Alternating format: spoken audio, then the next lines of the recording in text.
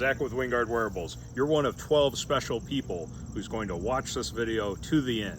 In today's video, we've got, look at this, we're outside. We're not in the confines of our kitchen. We've got Bob, we've got Pumpkin, we've got a few more pumpkins, and of course, we've got Tomahawks. So, today's video, we're going to be talking about Tomahawks, blades, spikes, extractions. We're going to have some hitting pumpkins things. And if you stick around to the end, I'm going to tell you a really scary Halloween story that happened in our house. It will give you shivers. Okay, now, the back ripper tomahawk, you can see the head is angled, like downward. That's canted so that you can bend deeply at your waist or move with your hip rotation. If you got like a big beer gut or something and this was angled normal to the handle, it would be running into your body. So we've angled the head down. That does help with penetrating into pumpkins and such, but into soft target material. Today we've got pumpkins. You know, it's seasonal, but pumpkins are not people. And a few of these pumpkins are incredibly hard. We were hitting some of these yesterday, and it required a lot more wind up to bury it and make it look good on camera than it does on flesh and bone targets that we've tested and that customers have tested. So when you're actually using your Wingard Wearables Tomahawk, you don't really do these exaggerated over the shoulder chopping motions. But what we're going to do is show you how our different tomahawks chop, penetrate, extract, and also we're going to talk about spike tomahawk design, like the spike side. Okay, so I'm not wearing a microphone. That means our neighbors, when they do yard work, it'll interrupt us, or if there's a jet flying overhead. But hopefully the sound comes very well. We've improvised this sort of jerry-rigged pumpkin holder. It's like 2 giant nails and then a small nail behind here, and I gotta spank this pumpkin onto that small nail or it'll roll off. So I'm hopeful when I hit this thing and extract that the pumpkin doesn't roll off, but it might.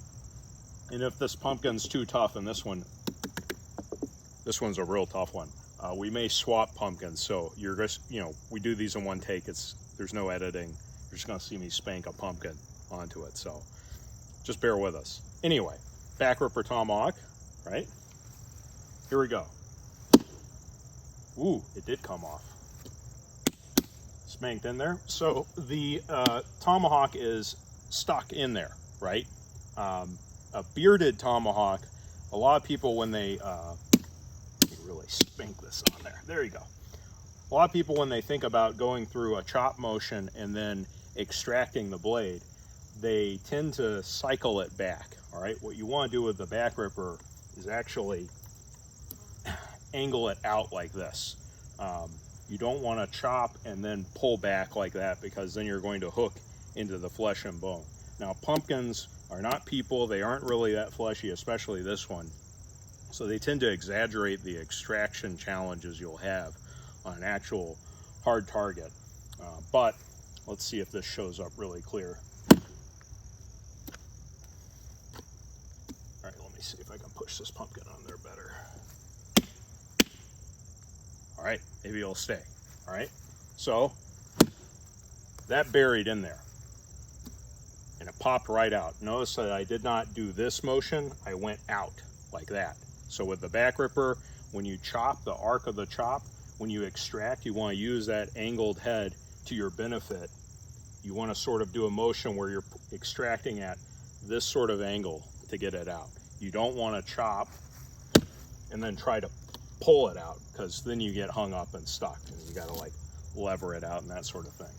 In a true combative situation, see, you're going to hear me spanking this pumpkin a lot. You want rapid chop and rapid extraction, because you may not drop your opponent in the first chop.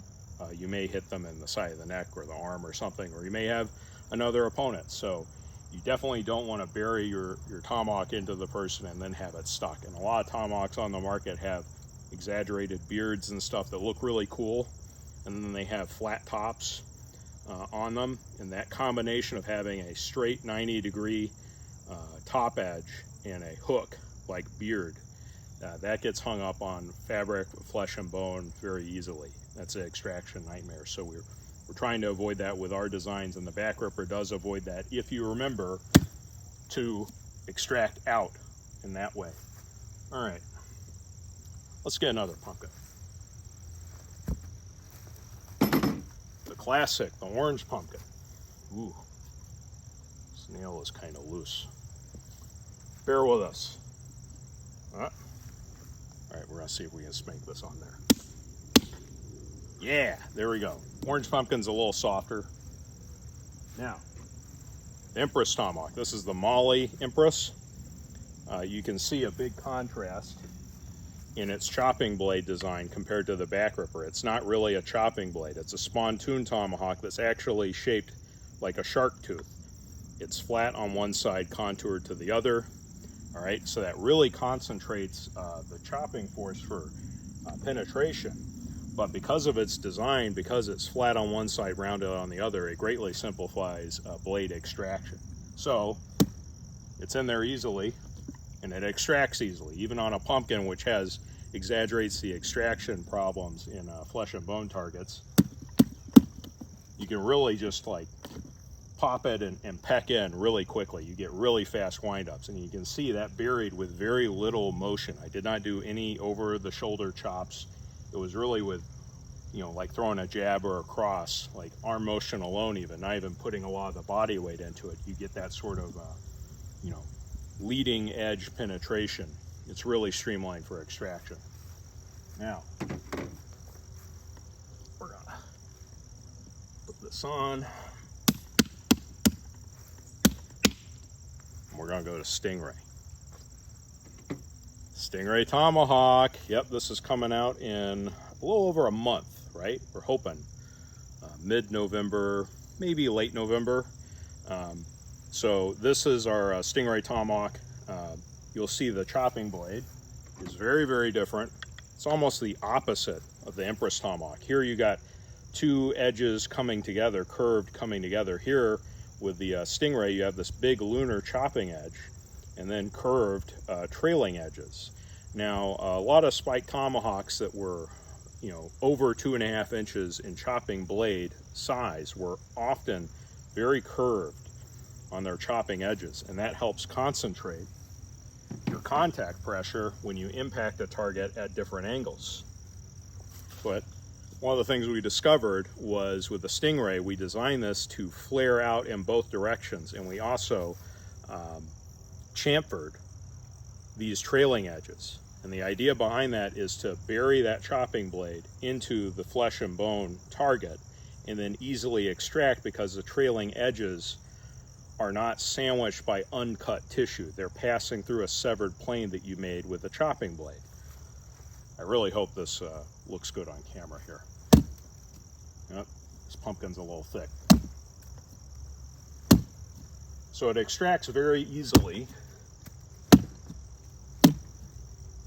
even though there we go, it's buried in there.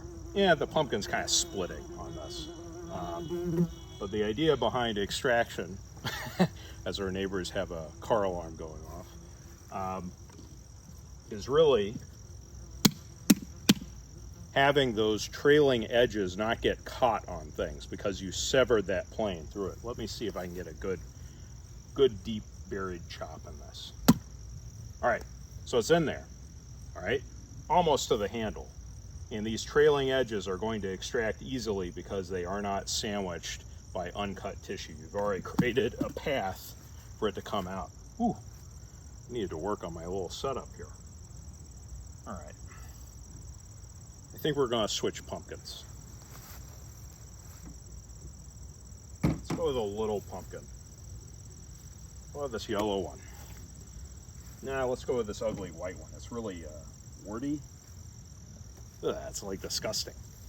My wife bought these pumpkins. I didn't even think to ask about like buying soft pumpkins, because it just is what it is, you know, when they have these pumpkins out. Now, this is a very hard pumpkin. I'm going to really spank it to get it on this.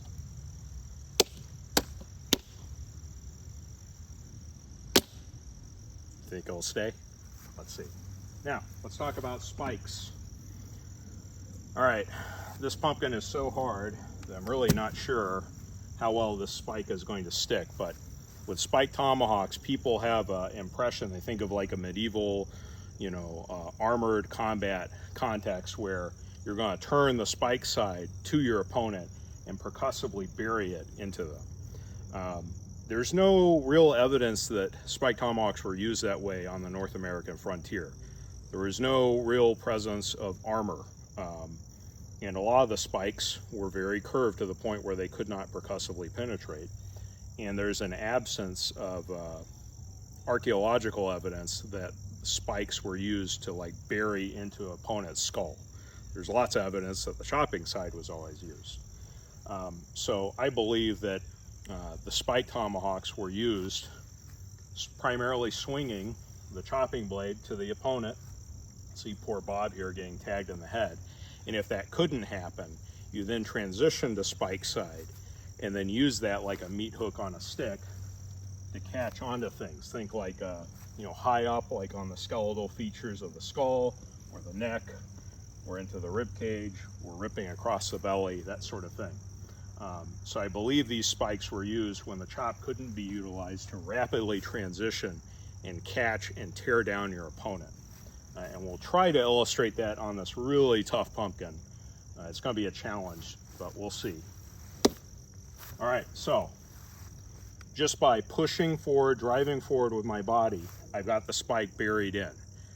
And even though the inside edge of our back ripper tomahawk blade is sharpened like a knife, and it will propagate a cut if it's just through soft tissue, if you're using it to catch, say, the nasal ridge, inside the mouth, the neck, or the cartilage, like the ribs, that sort of thing, you're really using it less like a blade to rip through somebody and more like a meat hook on a stick to catch the skeletal structure and tear an opponent down. So that's how the back ripper, the reasoning behind that spike geometry. You don't want it like a needle sharp spike facing you where there's risk of an opponent closing in and pushing it against you. A curved spike is really good in confined space for pushing forward, driving forward, and tearing someone down, or wrapping, picking up the back of the knee, getting really close in grappling range. So curved spikes are really awesome in combatives. Now, the Empress tomahawk has a less extreme curve than the back ripper. It still can't really be used for percussive impact. And it is safer to use, if the rear spike is facing you, does not percussively penetrate into you. And even though this blade is bronze is far harder than pumpkin and human flesh and bone, that sort of thing. So, again, as you're pushing forward, you've caught into the target. You drive forward, you push the opponent down to the ground. The higher up you get them, the more you can work to leverage them down. So that's the theory behind the spike tomahawks that are curved. That's why we think they're really, really effective in combatives. Now when we get to the Stingray, this is a straight spike tomahawk, and straight spike tomahawks were very common. They were very frequently blunt tipped or chisel tipped. A lot of tomahawks on the market today use straight spikes that come to a needle sharp tip, and with just slight pressure would penetrate into your body. We went with a chisel tip. That improves your safety in using it, both in bushcraft and if someone were to try to push this against you in a grappling range. But it's also, a straight spike is useful in the throw. So as you're throwing the tomahawk and it's revolving in flight, a chisel tip straight spike tomahawk can ramp into a soft target even at off-angled impact. So you increase your probability of sticking into an opponent when you have a straight spike of any kind, and that ramp-like geometry improves the angles that you can cover and get a stick. Not only is this chisel tipped, we also chamfered the corners, so it's very streamlined for extraction in case you did use it percussively. This is a very long spike, and there's going to be some situations where you're going to prefer to use this in percussive impact than this. So let's see if this poor little pumpkin will hold. Now that's in there, and it extracts very easily. and that's because we broke those edges there. It's basically, I wouldn't call it a rounded spike. It's a square cross section with very broken edges. So that allows you to really extract this very easily. Again, pumpkins sort of exaggerate the extraction issues. What time are we at right now?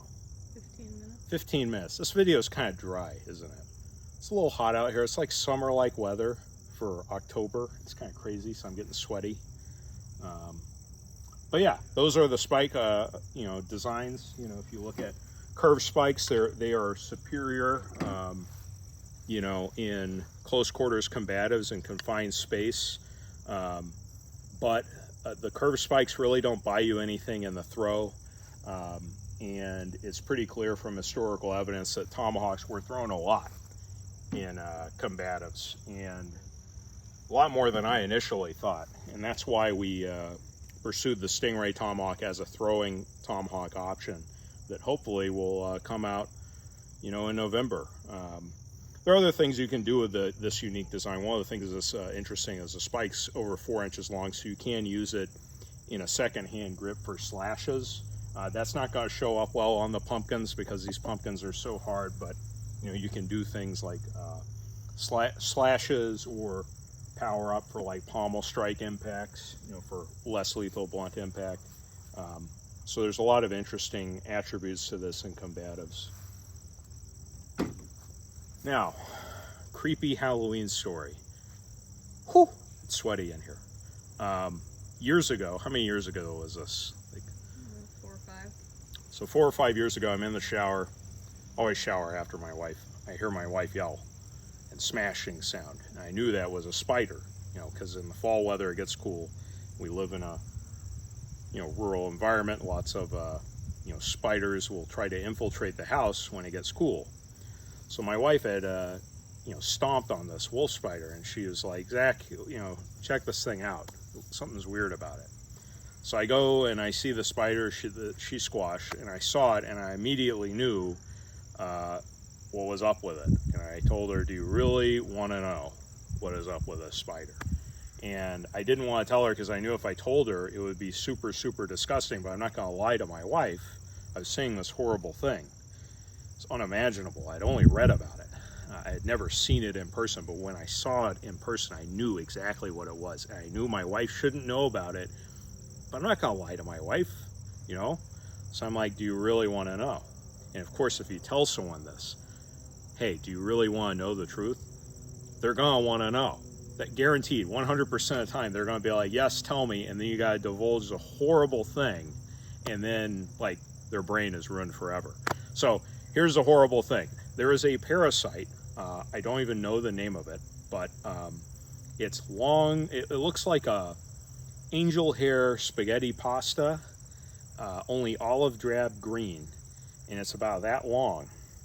And it gets inside the spider and grows. And the spider gets really big. And a wolf spider's abdomen is like that big.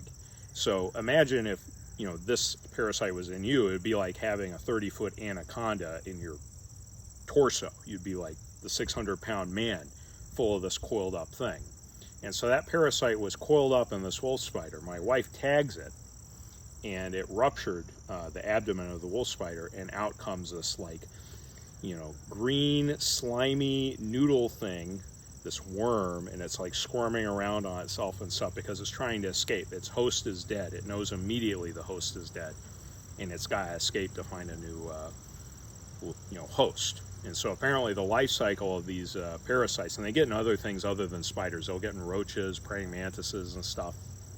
But as they grow and get bigger and bigger and bigger, they need to complete their life cycle in the water.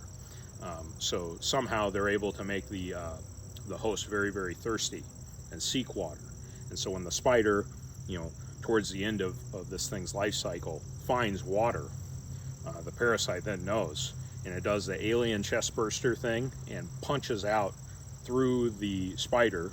It either punches a hole in its abdomen or it just comes out the spider's ass. I don't know what, but it slithers out, gets in the water, the spider dies, and this thing reproduces and makes more of these things. And yeah, that was in our house.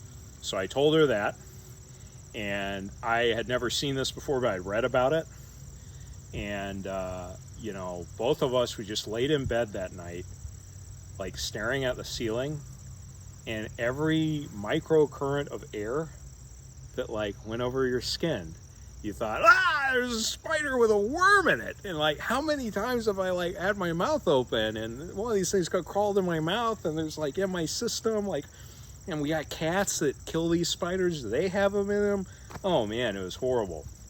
Now later this summer, I was camping with the wife in North Carolina, and there was this beautiful mountain stream, but they had these like restroom facilities at the campground, and I saw a roach, a big roach in the restroom, and I'm not a fan of roaches. I stomped on it. 2 of those worm things squirmed out of it. If you go on YouTube, don't do this, by the way, but you know you will. Go on YouTube, type in like spider worm or praying mantis worm, and there are these horrible videos where people like spray these creatures with pesticide because they're like, oh, a bug, I want to get rid of it. Why would you spray a praying mantis, by the way? I love those things. But anyways, when they spray the host with poison, the bug with poison, and it dies, the parasite immediately leaves. It knows its host is done and it's got to escape. And it's a pretty disgusting video. So it's Halloween, you know, it's Hawktober. Some might even say it's Hawktober. Huh? But I had to share the creepy story that unfortunately is reality. We live in a world where parasites are in spiders and stuff, and if you stomp on them, they'll escape. Fortunately, out of how many spiders we've killed in the house, like numerous, that's only happened to us one time in the house. And actually, the back ripper tomahawk, full length, this flat butt end, I have this thing on me all the time. I have killed many 6 to 8-legged creatures that were inside the house. Now, if I see a spider outside or a bug outside, I don't kill it because it's, you know, it's in the environment. But if it's in the house, the wife does not tolerate them, especially the more legs they have. You know, even centipedes, which actually eat other creatures, she hates those things. So it's kind of like, all right, I'm married to her, it's my obligated duty. So, you know, and I've actually killed wasps and stuff that have gotten in the house, like swatting them out with the width of the tomahawk, getting them on the ground and using that bug crusher pommel. So, you know, get yourself a back ripper, way better than a fly swatter, right? You got all sorts of utility applications. And, you know, if you get a Wingard Wearables product, pumpkins aren't the perfect flesh surrogate. Nothing really is. Even pigs made of flesh aren't people. There's lots of problems with using pigs. But yeah, have some fun this Hawktober. And you guys remember to share this video with a friend. You're one of the 12 special people that went through this long slog of a video.